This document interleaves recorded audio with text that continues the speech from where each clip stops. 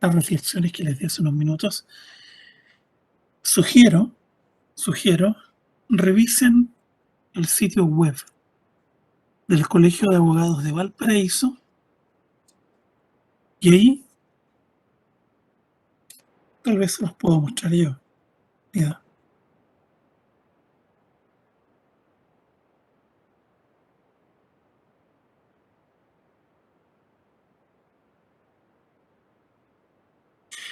no sé si lo pueden visualizar.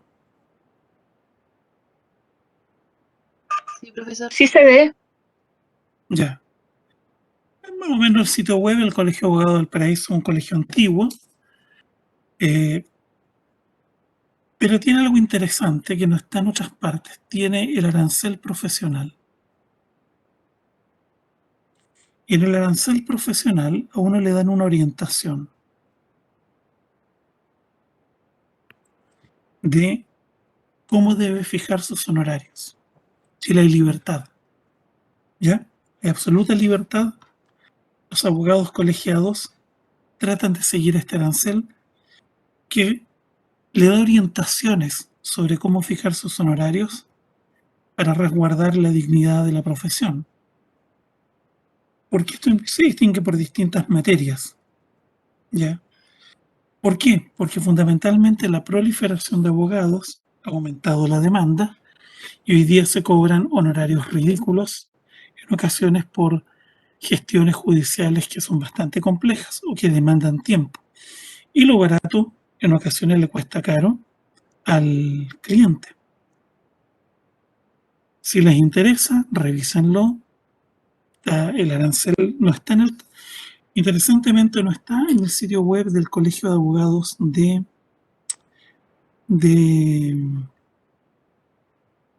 Santiago, el del Colegio de Abogados de Chile, pero está en el del Colegio de Abogados de Valparaíso. Este tiene todavía un arancel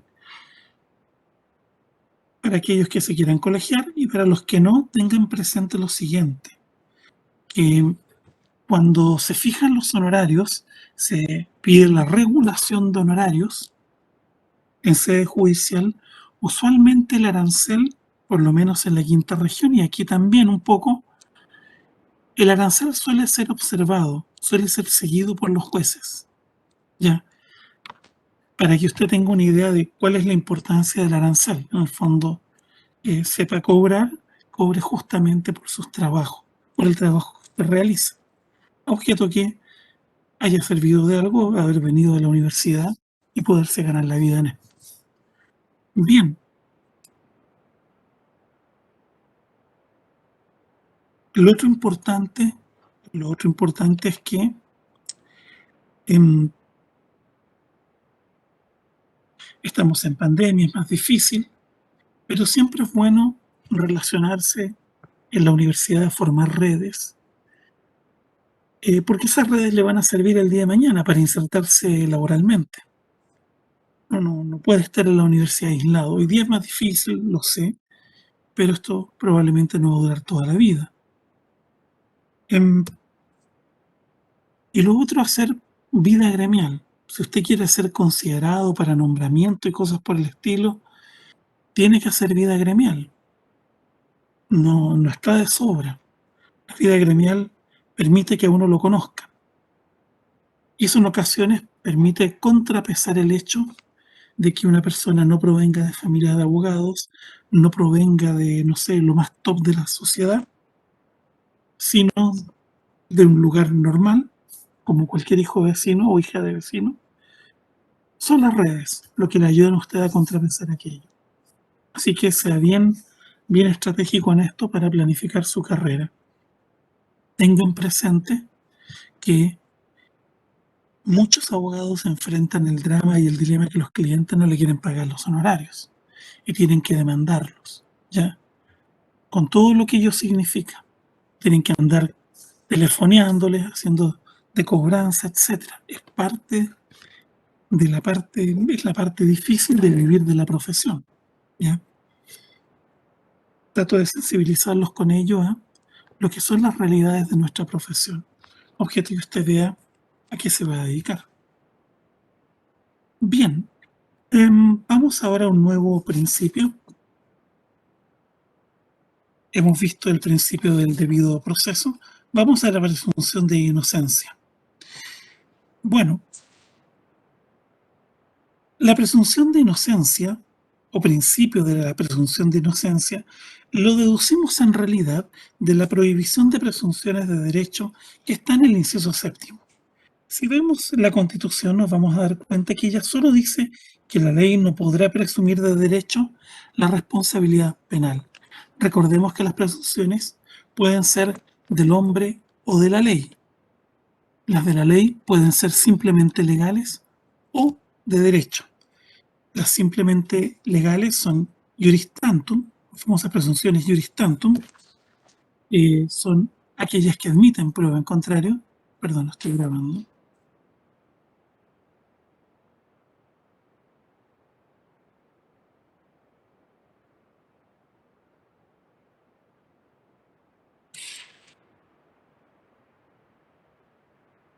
Bien, decía que el cuarto, quinto principio que está presente en la Constitución, el 19, número 3, es el principio de presunción de inocencia. Se dice que está ahí, en el inciso séptimo, no obstante que la literalidad del inciso séptimo solo diga que la ley no podrá presumir de derecho la responsabilidad penal. La responsabilidad penal es aquella que hace a la persona acreedora de una sanción penal. Ahora bien, las presunciones pueden ser de dos tipos, pueden ser judiciales o del hombre, o bien pueden ser legales. Las legales pueden ser de dos tipos, presunciones simplemente legales o juris tantum, que son aquellas que admiten prueba en contrario, y las presunciones de derecho o juri et de jure, que son aquellas que no admiten prueba en contrario. Son estas últimas las que prohíbe la Constitución Política de la República. Ahora bien, con ello se asegura el derecho de toda persona imputada por un delito a que se le presuma su inocencia, mientras no se pruebe su culpabilidad por sentencia condenatoria dictada conforme a la ley. Por ello es que se prohíben las presunciones de derecho. Ahora bien, deducimos la presunción de inocencia de la proscripción de presunciones de derecho en materia penal. No hay en la literalidad del texto constitucional una afirmación de la presunción de inocencia. La deducimos, es una creación interpretativa por el intérprete. A diferencia de lo que sucede en materia procesal penal, donde el Código Procesal Penal expresamente consagra esa presunción de inocencia. Frente a la parquedad del texto constitucional, el intérprete ha venido a llenar el vacío. Ahora bien, se prohíben las presunciones de derecho en materia penal. Por lo tanto, no resultan inconstitucionales las presunciones simplemente legales. Esto suena raro porque la literalidad del texto las permitiría. Sin embargo, no hay normas que hayan establecido estas presunciones. Por lo tanto, no hemos llegado al caso en que deba impugnarse la constitucionalidad de una presunción simplemente legal de responsabilidad penal por violar el principio de presunción de inocencia. El 19, número 7, en su inciso séptimo, establece un límite, por lo tanto, al jus puniendi estatal.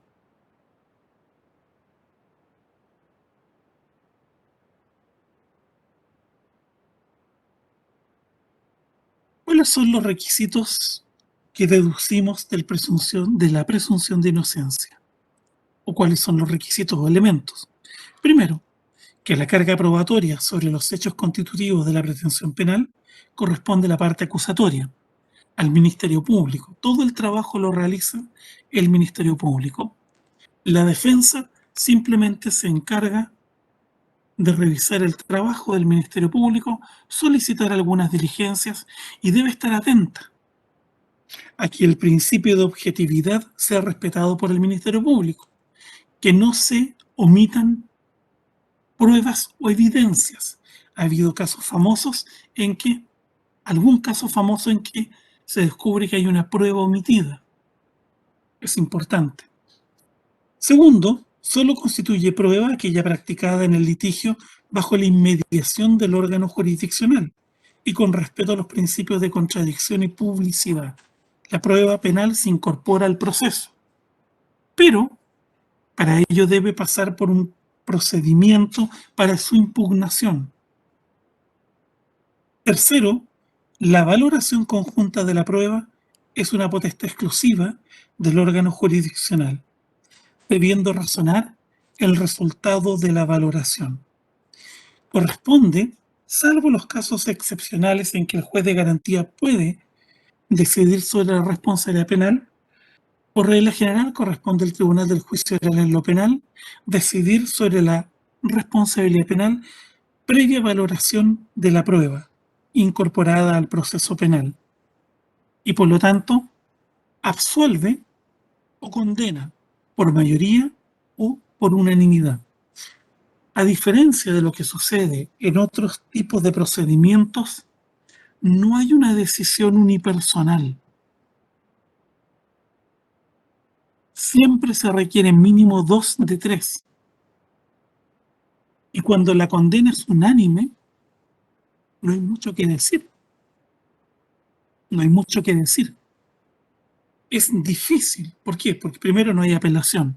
Segundo, se requiere un recurso de nulidad, acreditar una infracción legal, que no es fácil. Por lo tanto, hace un flaco favor a la justicia quien utiliza el tribunal de la opinión pública para desacreditar la labor de los tribunales. Siempre la defensa en el proceso penal utiliza una teoría del caso fundada en errores de la defensa o teorías conspirativas en algunos casos. Pero una vez que se pronuncia el veredicto penal, eso hay que archivarlo y dar vuelta a la página. Si uno se comporta profesionalmente, a no ser que sea la causa de uno. Ahora bien, se ha dicho que esta presunción de inocencia se aplica a todas las demás ramas jurídicas. El problema se plantea en el derecho administrativo, por la sencilla razón de que existen presunciones de responsabilidad en materia fiscalizatoria administrativa. El Tribunal Constitucional ha sostenido que la presunción de inocencia no se aplica en materia administrativa, por la sencilla razón de que los intereses jurídicos en juego son distintos. En materia penal está en juego un interés jurídico individual, vida, libertad, propiedad, honor. En cambio, en materia administrativa, la acción de la administración fiscalizadora está orientada por el respeto al interés general detrás de las regulaciones que impone la actividad de policía administrativa. El tema discutible. En el bloque de la constitucionalidad de los derechos fundamentales, existen normas en materia de presunción de inocencia en el artículo 14, número 2 del Pacto Internacional de Derechos Civiles y Políticos, en los artículos 5, número 4 y 8, número 2 de la Convención Americana de Derechos Humanos y en el artículo 20, número 2, letra B de la Convención sobre Derechos del Niño. Yo creo que en una futura constitución, si es que tenemos futura constitución, se va a consagrar claramente el principio de presunción de inocencia. Yo realmente creo que no hay nada mejor que las consagraciones expresas en lugar del derecho creado jurisprudencialmente, porque la jurisprudencia en Chile suele ser un poquito anecdótica y siempre puede cambiar. Por último, cuando algo se establece claramente por vía jurisprudencial es después de años de litigación y por lo tanto no hay respuesta que darle a aquellos que perdieron judicialmente bajo la antigua interpretación de una norma judicial. Finalmente, el último o penúltimo principio Es el principio de proencausado de benignidad. La Constitución política acoge un principio del derecho penal liberal, que es el principio humanitario.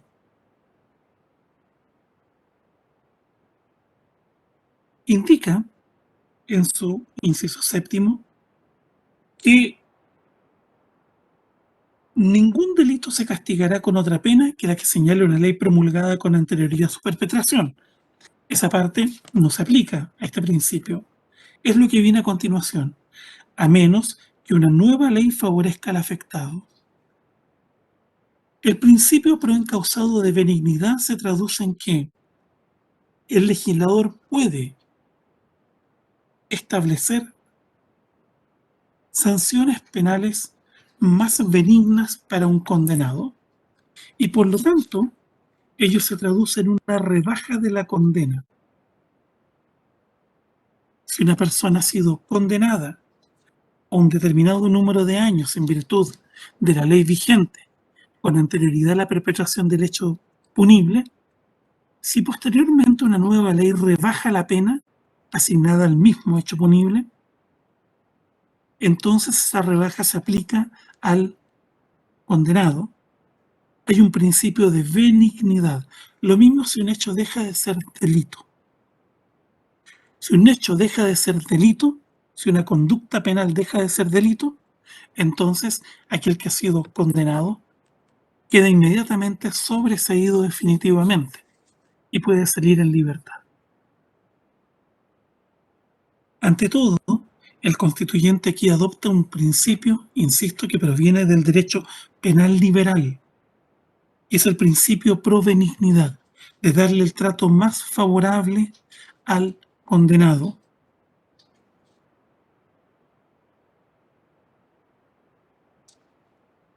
Hay un cierto reconocimiento que el sistema carcelario, o más bien dicho, que la privación de libertad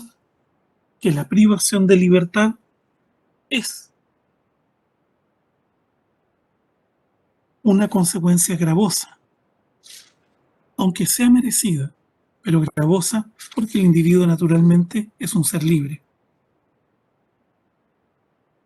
Por lo tanto, cada vez que se aprueben rebajas de penas, el legislador o los legisladores deben estar muy atentos a las reverberaciones que ello produce, porque un insuficiente conocimiento de la sistemática del Código Penal y de las leyes penales puede llevar a consecuencias inadvertidas, como ha sucedido muchas veces.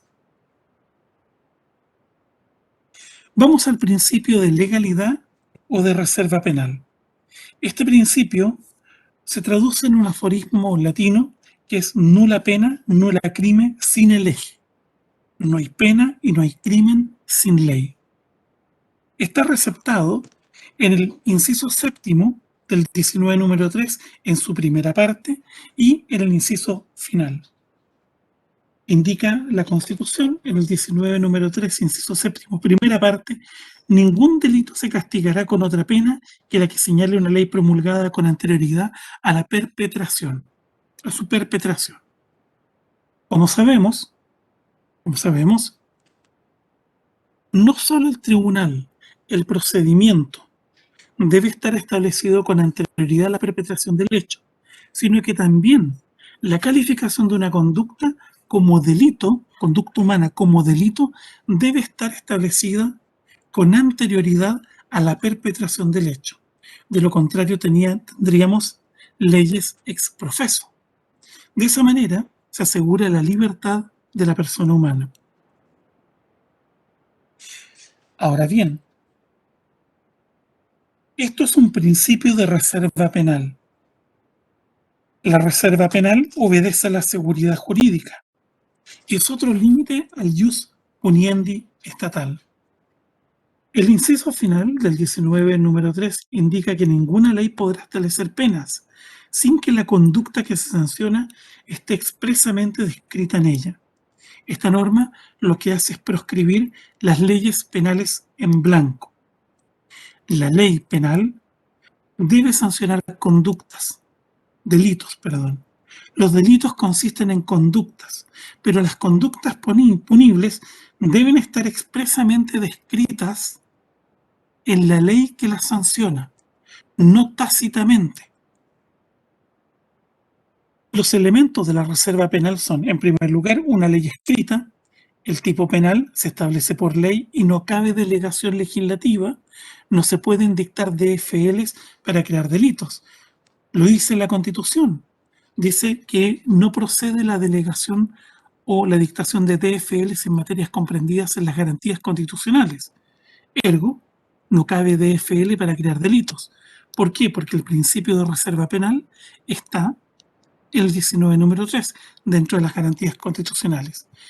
Segundo elemento, aparte de ley escrita, es ley expresa.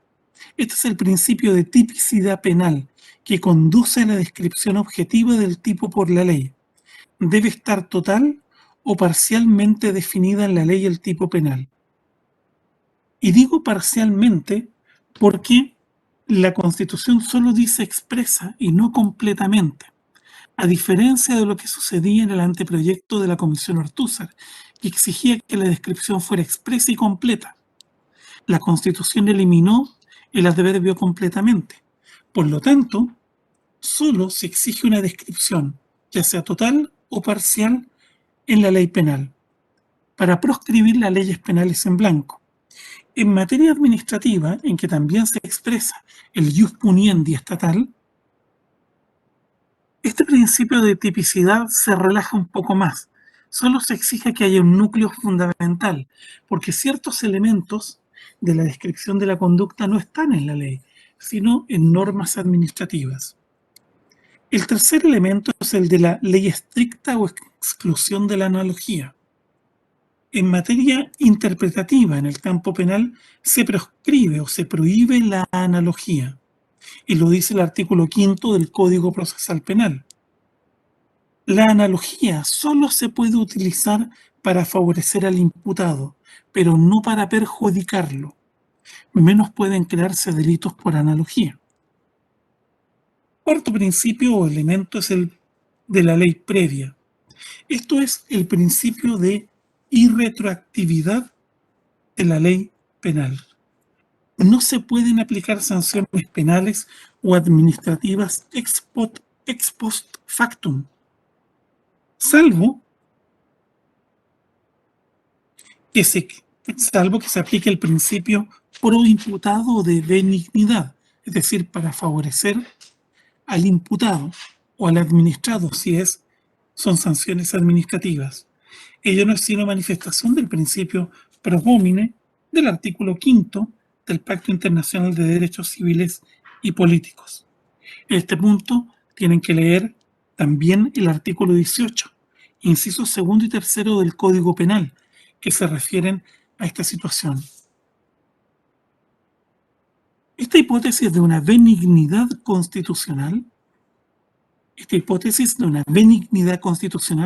constituye una excepción al artículo 9, inciso primero del Código Civil y el artículo 23 del mismo cuerpo legal, por la sencilla razón de que en este caso lo favorable de una ley puede emplearse para favorecer una interpretación en favor del inculpado, más bien dicho, del condenado, ¿ya? O eventualmente del imputado. Recuerden que el artículo 23 del Código Penal dice que lo favorable u odioso de una ley no se empleará para ampliar o restringir la interpretación de esta. Hay una excepción en materia penal. Bien, con esto completamos el 19 número 3, que trata del derecho a la igualdad ante la justicia y a la igual protección de los derechos. En la próxima clase vamos a analizar la libertad personal y la seguridad individual, 19 número 7. Sin más, entonces, no sé si hay alguna consulta. Recuerden, nuestro taller es hoy a las 18:30 horas sobre las 2 lecturas anunciadas en el último correo que les enviaré antes del receso. ¿Ya? Consultas.